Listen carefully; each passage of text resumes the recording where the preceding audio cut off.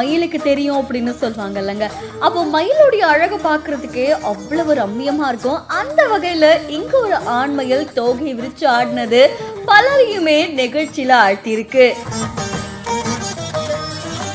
தஞ்சை மாவட்டத்தில் இருக்கக்கூடிய அருங்காட்சியகத்துல அங்க நிறைய மயில்கள் இருக்காமா. இதுல மழை வரப்போகுது அப்படின்றது மயிலுக்கு தெரியும். அதனால அது அப்போ தன்னுடைய தோகையை விரிச்சு ஆடும் அப்படின்னு சொல்லுவாங்கல்ல. அப்படி அங்க கரும் மேகங்கள் சூழ உடனே அங்க இருந்த ஆண் மயில் என்ன பண்ணிருக்குன்னா அந்த மழையுடைய அறிகுறியை வச்சு தன்னுடைய தோகையை விரிச்சு ஆடி இருக்கு.